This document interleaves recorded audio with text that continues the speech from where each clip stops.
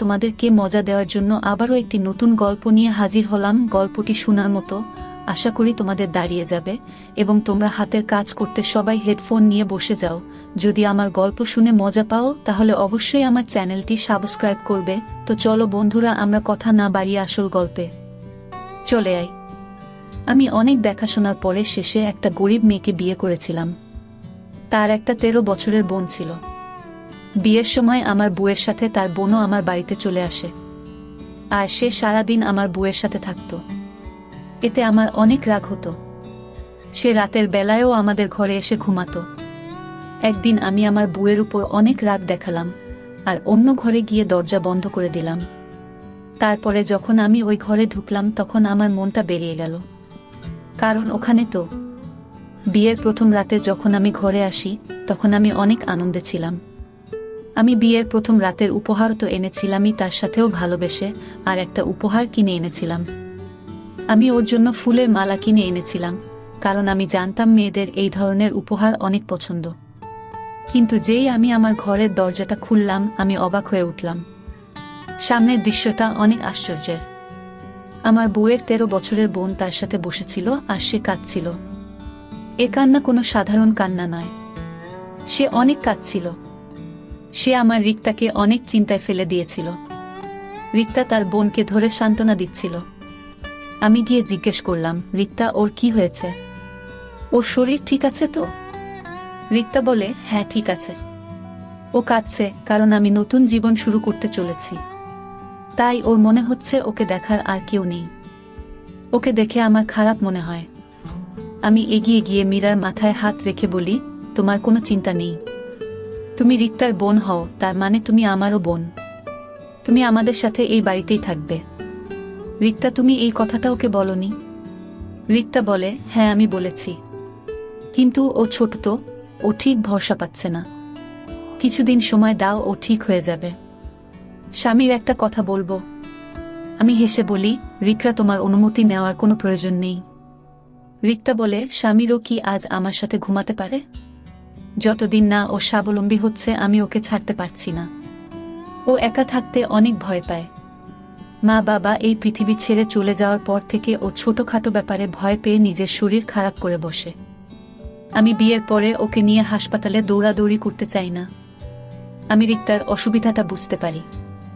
আমি বলি, ঠিক আছে, তুমি আজ ওকে নিয়ে এই ঘরেই ঘুমিয়ে পড়ো। আমি বরং অন্য ঘরে গিয়ে ঘুমাচ্ছি। রিক্তা উঠে আমার কাছে এসে বলে, আপনার এই উপকার আমি কোনোদিন ভুলব না। আমি চিরটাকাল আপনার কাছে ঋণী থাকব। শুধু আপনাকে আর একটা অনুরোধ করছি, বাড়ির কেউ যেন জানতে না পারে যে আপনি অন্য ঘরে ঘুমাচ্ছেন। শ্রীলেখা অনেক তাড়াতাড়ি নিজেকে সামলে নেবে, তারপর সে আর রাগ করবে না। আমি বলি, রিক্তা, আমি তোমার অবস্থাটা বুঝতে পারছি, তুমি চিন্তা করো না। তাছাড়া কালকেই সব অতিথিরা ফেরত চলে যাবে, তারপর আমরা তিনজনই এই ঘরে ঘুমাতে পারব। এই বলে আমি ঘর থেকে বেরিয়ে গেলাম। রিক্তাকে আমি শান্তি দিলাম, কিন্তু আমি নিজেকে কি করে শান্ত করি? আমি ভাবছিলাম যে শ্রীলেখা কি এইভাবে সব সময় আমাদের মধ্যে চলে আসবে? আমি কি রিক্তার কথা মেনে নিয়ে ভুল করলাম? আমি অনেক কষ্টে নিজের মাথা থেকে এইসব কথা দূর করি। আমার মনে হলো যে ছোটরা এরকমই হয়, তারা যাকে ভালোবাসে তাকে অন্য কারোর সাথে দেখতে পারে না। আমি শ্রীলেখার অনেক ভালোভাবে খেয়াল রাখতে শুরু করলাম। সে একটা সরল সাদাসিধে মেয়ে, সে একটু ভয় ভয় থাকে। এমনিতেই আমার এরকম ছোটদের উপর অনেক দয়া ছিল। আমি বুঝতে পারি যে তার সাথে অনেক খারাপ কিছু হয়েছে, তাই সে এই রকম হয়ে গেছে। আমাদের বিয়ের 1 সপ্তাহ পার হয়ে গেল, কিন্তু এখনো শ্রীলেখা তার দিদির ঘরে ঘুমিয়ে থাকে। একদিন আমি শ্রীলেখার জন্য একটা ব্যাগ কিনে আনি। আমার বই কিনে আনার ইচ্ছে ছিল, কিন্তু আনতে পারলাম না, কারণ আমি জানতাম না শ্রীলেখা কত দূর পড়াশোনা করেছে। আমি বাড়ি এসে দেখি রিক্তা রান্না করতে ব্যস্ত, আর শ্রীলেখা উঠোনে বসে তার দিদিকে দেখছে। আমি হাসি মুখে শ্রীলেখার পাশে গিয়ে বসলাম। রিক্তা আমাকে দেখে সাথে সাথেই সব কাজ ছেড়ে উঠোনে চলে আসে। আমি রিক্তাকে ইগনোর করে শ্রীলেখাকে বলি, দেখো শ্রীলেখা, আমি তোমার জন্য উপহার নিয়ে এসেছি। শ্রীলেখা আমাকে দেখে কাঁদতে শুরু করে। সে দৌড়ে গিয়ে তার দিদির পিছনের দিকে লুকিয়ে পড়ে। আমি ওর ব্যবহার দেখে অবাক হয়ে গেলাম। ও সবসময় এরকম লুকিয়ে লুকিয়ে কেন থাকে? কিন্তু তখন আমি জানতাম না যে এ কেনর উত্তর। যখন আমি জানতে পারবো তখন আমার একটা বড় কষ্ট পাব। আমি আদর করে বললাম, শ্রীলেখা আমার কাছে এসো, দেখো আমি তোমার জন্য ব্যাগ এনেছি। আমার কথা শুনে শ্রীলেখা আরও কাঁদতে শুরু করে। রিক্তা আমার দিকে রেগে তাকায় আর বলে, আপনি দয়া করে আমার বোনের থেকে দূরে থাকুন। আপনি আমার স্বামী হন, কিন্তু শ্রীলেখার তো কেউ হন না, তাই আপনি দয়া করে ওর সাথে কথা বলবেন না। রিক্তার কথাগুলো আমাকে অনেক আঘাত দিল। আমি তো শ্রীলেখাকে নিজের বোনের মতনই দেখতাম। আমার অনেক রাগ হয়ে গেল। আমি রিক্তাকে বলি, আমি যখন শ্রীলেখার কেউ হই না তখন তাকে আমার বাড়িতে কেন রেখেছ? এই বলে আমি বাড়ি থেকে বেরিয়ে গেলাম। আমি রাস্তায় ঘুরতে থাকি। নিজের ব্যবহারের জন্য আমার আফসোস হচ্ছিল। শ্রীলেখা তো আমার বাড়িতে থেকে যায়নি, আমি ওকে থাকতে বলেছি তাই ও আছে। বাড়িতে তো আমরা 3টে মাত্র লোক। ওরা আসার আগে আমার বাড়িটা একদম চুপচাপ আর ফাঁকা থাকত। আমার মা 2 বছর আগে এই পৃথিবী ছেড়ে চলে গেছেন। তারপর থেকে আমি একদম একা হয়ে গিয়েছিলাম। নিজের খেয়াল নিজেকেই রাখতে হতো। আমি বাড়িতে একা থাকতাম, তাই কোনো কাজের মেয়ে আমার বাড়িতে কাজ করতে চাইতো না। আমার এক বন্ধু আমাকে বিয়ে করার পরামর্শ দেয়। আমি তাকে বলি আমার জন্য একটা পাত্রী খুঁজে দিতে। সে আমাকে বলে যে তার চেনা একটা গরিব মেয়ে আছে যার নাম রিক্তা। সে আমাকে বলেছিল যে রিক্তাকে বিয়ে করলে তার ছোট বোনকেও আমার বাড়িতে নিয়ে আসতে হবে। আমাকে তার দেখাশোনা করতে হবে, তার লেখাপড়ার খরচা দিতে হবে। তারপর ও যখন বড় হয়ে যাবে তখন একটা ভালো ছেলে দেখে তার বিয়ে দিয়ে দিতে হবে। আমিও উদার মনে রিক্তার বোনের দায়িত্ব নিতে রাজি হয়ে যাই, কারণ ভগবান আমাকে যা দিয়েছিল তাতে আমি অনায়াসে তার খাওয়া পড়া আর লেখাপড়ার খরচা চালাতে পারব। তখন কি আর আমি জানতাম যে শ্রীলেখা আর 5টা ছোটদের মতন নয়, সে একটু অন্যরকম। সে একদিন আমার গলার কাটা হয়ে উঠবে, যাকে আমি না গিলতে পারবো না ফেলতে পারবো। আমি ঠিক করলাম যে আমি কিছুদিন অপেক্ষা করব, দেখব যে শ্রীলেখার বোধ বুদ্ধি হয় কিনা। তারপর আমি কিছু একটা করব। আমি বাড়ি ফেরার আগে হোটেল থেকে খাবার কিনে নিয়ে গেলাম। আমি জানি যে রিক্তা আমার উপরে অনেক রেগে আছে, ওর রাগটা আমাকেই ভাঙাতে হবে। আমি যখন বাড়ির দরজার সামনে গিয়ে দাঁড়াই তখন শ্রীলেখার গলার আওয়াজ আমার কানে আসে। সে তার দিদিকে বলছিল, দিদি তোর কি এবার ছাড়াছাড়ি হয়ে যাবে? আর তুই আমার সাথে আমাদের বাড়িতে ফেরত চলে যাবি, যেখানে শুধু তুই আর আমি থাকব। তৃতীয় কোনো ব্যক্তিকে সহ্য করতে হবে না। রিক্তা রেগে গিয়ে শ্রীলেখাকে চুপ করতে বলে। শ্রীলেখা হাসতে শুরু করে আর বলে, এখন তো তোর রাগী স্বামীটা বাড়িতে নেই, এখন তুই আমাকে আমার আসল নাম ধরে ডাকতে পারিস। এই কথাটা শুনে আমি অনেক অবাক হলাম। শ্রীলেখার আরও একটা নাম আছে যেটা আমার থেকে লুকিয়ে রাখা হয়েছে, কিন্তু কেন? আমার মনে অনেকগুলো প্রশ্ন ঘুরপাক খাচ্ছিল, যার উত্তর আমার কাছে ছিল না। আমি দরজাটা খুলে বাড়ির ভিতরে ঢুকলাম। রিক্তা আমাকে দেখে দৌড়ে আসে আর বলে, আপনি কোথায় চলে গিয়েছিলেন? আমার আপনার জন্য অনেক চিন্তা হচ্ছিল। আমি এটা দেখে খুশি হলাম যে রিক্তা আমার উপরে রেগে নেই। আমরা যখন কথা বলছিলাম তখন শ্রীলেখা আবার কাঁদতে শুরু করে আর বলে, দিদি তুই এর সাথে কথা বলিস না। এ আমার দিকে রাগি রাগি চোখে তাকায়। তোর স্বামীটা অনেক খারাপ। রিক্তা সন্দেহের চোখে আমার দিকে তাকায়। আমি বলি, আমি কেন তোমার উপর রাগ করব শ্রীলেখা? রিক্তা বলে, আমি আপনাকে আগেও বলেছি আপনি আমার বোনের সাথে কথা বলবেন না। এই বলে সে রিক্তার হাত ধরে তাকে নিজের ঘরে নিয়ে চলে গেল। আমি হতবাক হয়ে দাঁড়িয়ে রইলাম। এবার আমার সন্দেহ হয় কিছু একটা গন্ডগোল আছে। এতদিন আমি শ্রীলেখার ব্যবহারকে তার ছেলেমানুষই ভাবতাম, কিন্তু ব্যাপারটা অতটা সহজ নয়। রিক্তার প্রতিদিনের মতো আমার জলখাবার বানাচ্ছিল। হঠাৎ সে কাজ থামিয়ে জিজ্ঞেস করে, বলেন আপনি শ্রীলেখার জন্য ব্যাগ কেন কিনে এনেছিলেন? আমি বলি, আমি চাই যে শ্রীলেখা পড়াশোনা করুক। রিক্তা হেসে বলে, পড়াশোনা? কিসের পড়াশোনা? শ্রীলেখা তো কোনোদিন স্কুলেই যায়নি, ওর পড়াশোনা করার ইচ্ছে নেই, তাই আমরা ওকে স্কুলে ভর্তি করাইনি। কথাটা আমার খুব একটা ভালো মনে হলো না, কিন্তু আমি আগে থেকেই রেগেছিলাম, তাই আর কথা বাড়ালাম না। আমি অফিসের জন্য বেরিয়ে গেলাম, কিন্তু শ্রীলেখার কথাগুলো আমার মাথায় ঘুরতে থাকে। তার অদ্ভুত রকমের আচরণ, আমাকে দেখে কেঁদে ফেলা, আর আমার আর রিক্তার ছাড়াছাড়িতে খুশি হওয়া, এইসব তো কোনো সাধারণ লক্ষণ নয়। আর শ্রীলেখা কোনো শিশুও নয়, সে 13 বছরের একটা মেয়ে। এই বয়সের মেয়েরা তো অনেক কিছু বোঝে। ব্যাপারটা অতটাও সহজ নয় যতটা আমি ভেবেছিলাম। বিকেলে যখন আমি বাড়ি ফিরে এলাম তখন শ্রীলেখা আমাকে রাগানোর অনেক রকম চেষ্টা করে। আমাকে দেখে অদ্ভুত রকমের আচরণ করতে শুরু করে। আমি যখন রিক্তার সাথে কথা বলতে যাই তখন সে রিক্তার হাত ধরে তাকে ঘরে নিয়ে চলে যায়। কিছুক্ষণ পরে রিক্তা বাইরে এসে আমাকে বলেন আপনি রাতের খাবারটা খেয়ে নিজের ঘরে চলে যান, তারপর আমরা 2 বোন খেতে বসব। শ্রীলেখা রাগ করে বসেছে যে যতক্ষণ আপনি বাইরে থাকবেন ততক্ষণ ও ঘরের বাইরে বেরোবে না। আমার তো অনেক রাগ হচ্ছিল, কিন্তু আমি কোন রকমে নিজেকে সামলে রিক্তাকে বললাম, ঠিক আছে শ্রীলেখা না হয় পরে খাবে, কিন্তু তুমি তো আমার সাথে বসে খাও।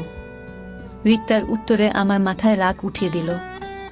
সে বলেন আপনি তো জানেন যে শ্রীলেখা কিরকম রাগী মেয়ে, ও হাঙ্গামা শুরু করবে, তাই আপনি আমার কথা মেনে নিন। এই বলে রিক্তা নিজের ঘরে চলে যায়। আমি আর নিজের রাগ সামলাতে পারলাম না। আমি নিজের উপর নিয়ন্ত্রণ হারিয়ে ফেলি আর রিক্তার ঘরের দিকে যেতে থাকি। আমি রিক্তার আওয়াজ শুনতে পাচ্ছিলাম। সে শ্রীলেখাকে বলছিল, বাবার সাথে যদি তুইও এই পৃথিবী ছেড়ে চলে যেতিস তাহলে আমি শান্তি পেতাম, অন্তত আমার জীবনটা বেঁচে যেত। কে জানে তুই আমার কোনো পাপের শাস্তি। আমি দরজাটা খুলে ঘরের ভিতরে ঢুকে শ্রীলেখার হাত ধরে তাকে বাইরে নিয়ে এলাম। এটা দেখে রিক্তা অবাক হয়ে যায় আর বলেন আপনি আমার বোনকে কোথায় নিয়ে যাচ্ছেন? ওর হাতটা ছেড়ে দিন, মনে হচ্ছে আপনি নিজের মধ্যে নেই। সত্যি বলতে আমি নিজের মধ্যে ছিলাম না। আমার বোধ বুদ্ধি কাজ করছিল না। যদি করত তাহলে আমি এমনটা করতাম না। আমি শ্রীলেখাকে নিয়ে গিয়ে অন্য একটা ঘরে বন্ধ করে দিলাম। তারপর রিক্তার হাত ধরে তাকে আমার ঘরে নিয়ে এলাম। এসে আমি রিক্তাকে জিজ্ঞেস করলাম, আমাকে সত্যি করে বলো তোমার বোন এইরকম ব্যবহার কেন করে? রিক্তার চেহারার রং পরিবর্তন হয়ে গেছিল। সে কাঁদতে শুরু করে আর বলেন আপনার 2টি পায়ে পড়ি, আপনি আমার বোনকে ছেড়ে দিন। ও অনেক ভীতু, ও অনেক ভয় পেয়ে যাবে, ও শেষ হয়ে যাবে।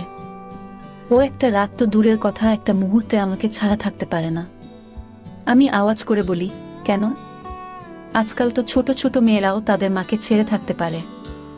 এ তোমার কি রকম বোন যে তোমাকে ছাড়া এক মুহূর্তে থাকতে পারে না?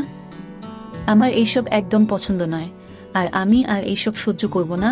তুমি তোমার এইসব কান্নাকাটি বন্ধ করো। কিন্তু সে আরো কাঁদতে থাকে। আমি ঘরের বাইরে বেরিয়ে এসে ঘরে তালা দিলাম। তারপর নিজের ঘরে এসে দরজাটা বন্ধ করে দিলাম যাতে রিক্তা আর শ্রীলেখার আওয়াজ আমার কানে না আসে। 2 বোন মিলে দরজায় আওয়াজ করছে। মনে হচ্ছিল তারা পারলে দরজাটাই ভেঙে ফেলবে। বেশ কিছু ঘন্টা ধরে এটাই চলতে থাকে, কিন্তু ভোর হওয়ার কিছুক্ষণ আগে 2 জনেই থেমে যায়। 2টা ঘর থেকে কোনো আওয়াজ আসে না। আমি বাধ্য হয়ে শ্রীলেখার ঘরের দিকে গেলাম।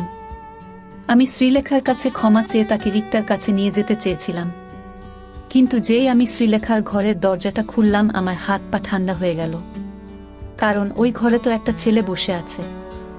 আমি কাছে যেতেই সে ভয় পেয়ে কাঁদতে শুরু করে। আমি তাকে বলি, আমার সামনে চোখের জল ফেলে কোনো লাভ হবে না। সত্যি করে বলো তুমি কে, আর শ্রীলেখা কোথায়? ছেলেটা কাঁদতে কাঁদতে বলে, আমি যদি আমার সত্যিটা আপনাকে বলি তাহলে আপনি আমাকে বিক্রি করে দেবেন না তো? শুনে আমি অবাক হয়ে গেলাম। বললাম, না না, আমি কেন তোমাকে বিক্রি করে দেব? এই শুনে ছেলেটা একটু শান্তি পেল আর সোফায় গিয়ে বসে পড়ল। তার মুখে একটা উজ্জ্বল ভাব দেখলাম। সে বলে, যখন আমি এই পৃথিবীতে এসেছিলাম তখন আমার বাড়িতে শোক পালন করা হয়েছিল। মনে হয়েছিল যেন আমি জন্মাইনি, আমি এই পৃথিবী ছেড়ে চলে গেছি। আমি যখন বড় হতে থাকি তখন আশেপাশে অনেক অন্যায় দেখেছি। আমার বাবা আমার মাকে মেরে মেরে শেষ করে দিত। বাবা আমার দিকে তাকিয়ে মাকে বলতো, এর থেকে ভালো হতো যদি তোর কোনো সন্তান না হতো।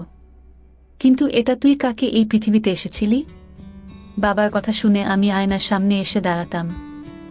রিক্তা বলতো যে বাবার কথায় কান্না দিতে। আমি নাকি অনেক ভালো দেখতে। কিন্তু আমি যদি ভালো হই তাহলে আমার জন্য মাকে কেন মার খেতে হয়?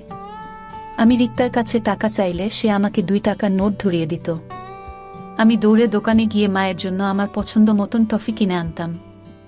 এসে মাকে সেটা খাওয়াতাম আর বলতাম, মা এটা খেয়ে নাও, তুমি আরাম পাবে। মা আমাকে ধরে ফুপিয়ে ফুপিয়ে কাঁদত। তখন আমি অনেক ছোট ছিলাম। আমার বয়সী ছেলেরা সারাদিন খেলে বেড়াতো, কিন্তু আমার খেলতে ভালো মনে হতো না। আমি সারাদিন বাড়িতে বসে মাকে পাহারা দিতাম, যাতে বাবা এসে আবার মাকে না মারে। কিন্তু আমি অনেক চেষ্টা করা সত্ত্বেও 3-4 দিন পর পরই মা বাবার হাতে মার খেত। আমি আমার ছোট ছোট হাত দিয়ে মায়ের পায়ে ম্যাসেজ করে দিতাম যাতে মা আরাম পায়। কিন্তু মা নিজের যন্ত্রণা ভুলে আমার ছোট ছোট হাতে আদর খেত আর কাঁদত। মা বলতো, আমার মার খেতে কষ্ট হয় না, তোর এইসব আচরণ দেখে আমার কষ্ট হয়। একদিন মা বাজার থেকে আমার জন্য একটা সাইকেল কিনে আনে আর বলে, তুই তো বাইরে খেলতে যাস না, তাই বাড়িতেই তোর খেলার জিনিস এনে দিয়েছি। আমি সাইকেলটা পেয়ে অনেক খুশি ছিলাম। আমি খুশি হয়ে মাকে আদর খাই। তারপর থেকে রোজ রোদের মধ্যে আমি সাইকেল চালিয়ে বেড়াতাম। মা বলতো, এই শেষবার তোকে আমি রোদে খেলতে দিচ্ছি, এরপর থেকে তোকে আর রোদে বের হতে দেব না। আমি কিছুক্ষণ পর পরই সাইকেল থেকে নেমে সাইকেলটাকে আমার পোশাক দিয়ে দিয়ে মুছতাম, যাতে ওটা সব সময় নতুন মনে হয়। একদিন রাতে যখন বাবা বাড়ি ফেরে তখন আমি সাইকেল থেকে ঝুলছিলাম। বাবা জিজ্ঞেস করে, ওকে এই সাইকেলটা কে কিনে দিয়েছে? বাবা আমাকে 2টা মেরে আমাকে সাইকেল থেকে নামিয়ে আনে, তারপর কুড়াল দিয়ে সাইকেলটা ভেঙে দেয়। এটা দেখে আমার চোখে জল চলে আসে। আমি রাতে না খেয়ে ঘুমাতে চলে গেলাম। রাতে মা আমার ঘরে আসে, আমার পাশে বসে বলে, বাবু, আজ তোর সাথে আমার কিছু কথা আছে। তোর এখন 4.5 বছর বয়স হয়ে গেছে, তুই এখন অনেক কিছু বুঝিস। এখন তোর মা তোকে সব কথা বলতে পারে, তাই না? আমি মাথা নাড়লাম। মা আমাকে জিজ্ঞেস করে, তোর দিদির নাম কি? আমি বলি, রিক্তা। মা বলে, আর তোর নাম কি? আমি চুপ করে যাই। আমি বলি, বাবা আমাকে কমজাত বলে, তুমি আমাকে বাবু বলো। এর মধ্যে আমার নাম কোনটা? আমার মায়ের চোখ সবসময় ছল ছল করত, আজও তার চোখে পানি দেখতে পাই। মা বলে, তোর কোনো নামই নেই। তোর 4.5 বছর বয়স হয়ে গেল, কিন্তু এখনো আমি ঠিক করতে পারলাম না যে তোর কি নাম রাখব। বুঝতে পারছি না তোকে ছেলেদের নাম দেব না মেয়েদের নাম। আমি বলি, আমাকে মেয়েদের নাম কেন দেবে? আমি তো ছেলে। তারপর মা মাথা নেড়ে বলে, না, তুই ছেলে মেয়ে কোনোটাই নোস, তুই হলি তৃতীয় মানুষ, থার্ড জেন্ডার। তখন আমার বয়স অনেক কম ছিল, তাই আমি মায়ের কথা ঠিক বুঝতে পারলাম না। মা বলে, আমি তোকে ছেলেদের নাম দেব না, কারণ তুই যখন বাইরে বেরোবি তখন লোকে অনেকটা কথা বলবে। আমি তোর নাম শ্রীলেখা রাখব। তুই যখন বাইরে বেরোবি তখন মাথায় ঘোমটা দিয়ে বেরোবি, আর চেষ্টা করবি সবসময় বাড়িতেই থাকার, কারণ বাড়ির ভিতরে তুই সব থেকে বেশি নিরাপদ থাকবি। আমি রেগে গিয়ে বলি, না, আমি ঘোমটা দেব না, আমি ছেলে। মা বলে, আমার কাছে একদম সময় নেই বাবা, না হলে তোর সব কষ্ট আমি নিজে নিয়ে নিতাম, কিন্তু এখন আমাকে এক জায়গায় যেতে হবে। আমি মাকে ধরে কাঁদতে কাঁদতে বললাম, আমাকেও তোমার সাথে নিয়ে চলো মা। মাও আমাকে ধরে অনেক কাঁদে। তারপর আমি যখন ঘুমিয়ে পড়ি তখন আমাকে রিক্তার কাছে শুইয়ে দিয়ে মা চলে যায়। সকালে আওয়াজের শব্দে আমার ঘুম ভাঙে। রিক্তা অনেক কাঁদছিল। আমি যখন বাইরে আসি তখন দেখি মা শুয়ে আছে। রিক্তা আমাকে ধরে কাঁদতে কাঁদতে বলে, মা আর নেই। আমি তার মাথায় মেরে বলি, চুপ করো, মা ঘুমোচ্ছে, মায় উঠে যাবে। রিক্তা আমাকে ঘরে নিয়ে গিয়ে আমার মাথায় পোশাক দিয়ে বলে, আজ থেকে তুই শ্রীলেখা। তোর মায়ের কথা মনে আছে তো? আমি মাথা নাড়লাম।